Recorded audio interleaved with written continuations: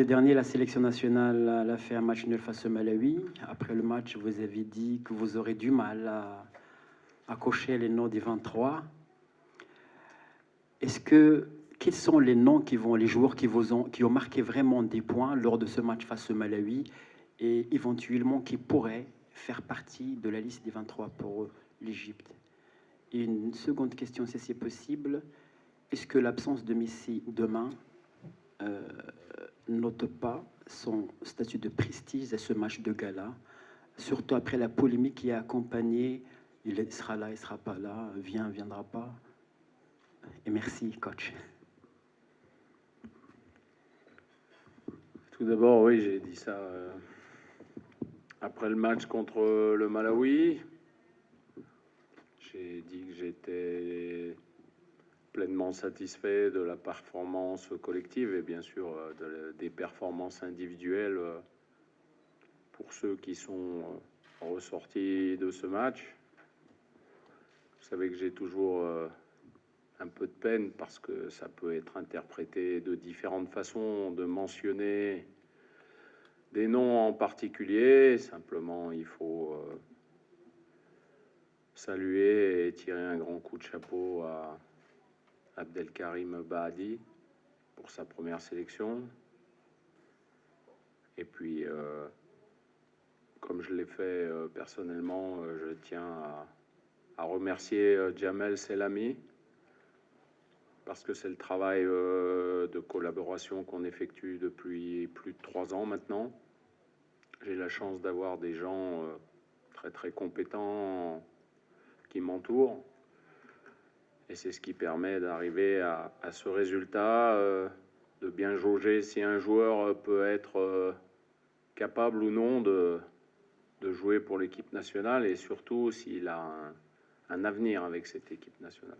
Donc, il n'était pas question d'emmener des joueurs qui viennent et puis qui repartent immédiatement simplement pour combler ou pour boucher un trou pour ce match.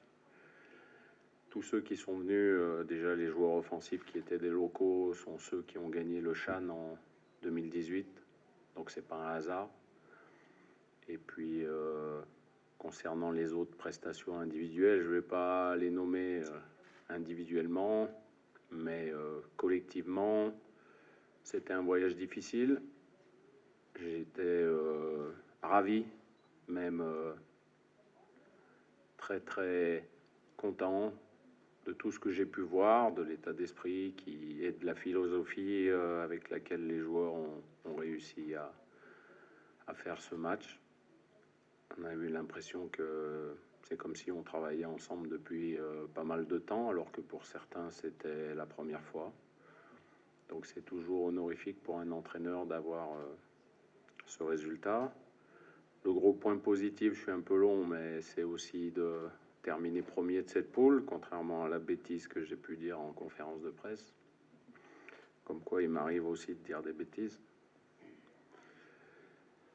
Et puis, merci à ceux qui ont encadré les joueurs qui sont restés ici, à mon staff, parce qu'on a réussi jusqu'à présent à faire 8 jours ensemble, en se partageant, mais en continuant dans la même lignée, et ça, c'est très important pour moi. Quant à la deuxième question, vous allez me la rappeler. Ah, ouais. Ça fait partie des aléas d'un match. Quand une fédération organise un match, il peut se passer beaucoup de choses entre-temps. C'est la même chose pour nous, puisque Hakim Ziyech et Nordin Amrabat sont forfaits pour ce match. C'est les aléas du football, c'est la période qui est un peu délicate. On est au mois de mars, les quarts de finale de la Champions League approchent pour les meilleurs joueurs de la planète, on va dire, dont Hakim Ziyech fait partie. Voilà, il y a des intérêts de club, il faut faire attention de tout ménager, parce que il y aura des matchs cruciaux à titre personnel pour Hakim, pour Nordin aussi, qui en Arabie Saoudite, il y a un match la semaine prochaine très important pour le titre de champion entre Al Hilal et Al Nasser.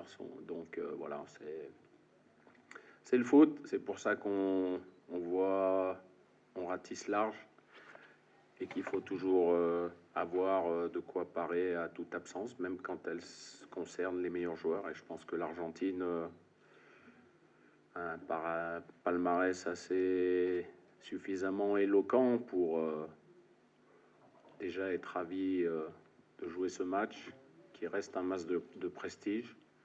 Que Lionel Messi ne soit pas là, bien sûr, c'est regrettable. On le regrette également, puisque ça aurait été un match fabuleux contre lui, mais le match sera tout autant difficile sans lui. اولا الفرق بين اوروبا وبين افريقيا هي ما شاء الله الحمد لله عندنا واحد الطبيعيه زينه في افريقيا. انا دائما ملي كنت صغير كنت نجي مع الوالدين غير جيت لافريقيا جيت غير المغرب والحمد لله المغرب عنده واحد الطبيعيه زينه.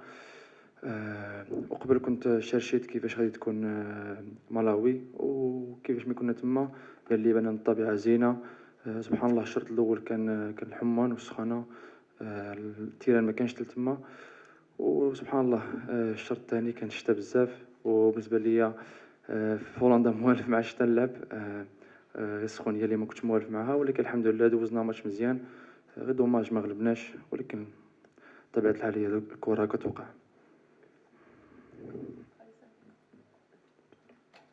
انا ما نهضرش على الكره، انا نهضر على لومبيونس، على لومبيونس اللي كندير. المهم دابا عرفتوني، دابا انا عزيز عليا نكون فرحان، ديما فرحان فاش كنجي مع المنتخب، فاش كنجي في بلادي، وشكون اللي ما غيكونش فرحان. داكشي علاش ديما كتشوفوا لي فيديو والتصويره وداكشي كنغني ولا كنشطح ولا كندير شي حاجه، حيت فوالا ديما كنفكر في لو باسي وداكشي. و لو ريف ديالي c'était de faire partie de l'équipe nationale, c'était mon rêve. Donc انا كنجي بحال comme si c'était la première fois. Donc voilà, la fierté, la joie, elle sera toujours là, toujours d'actualité. الحمد لله هذه اول تجربه ليا مع المنتخب الاول. كنبغي نشكر المدرب بزاف اللي تحق فيا وعطاني فرصه انني نكون مع هاد اللعابه كبار. الحمد لله الماتش الاول مع مالاوي انتهز مزيان. كنتمنى انني نكون في حسن ظن جميع الناس والمدربين اللي كانوا تاقوا فيا ان شاء الله.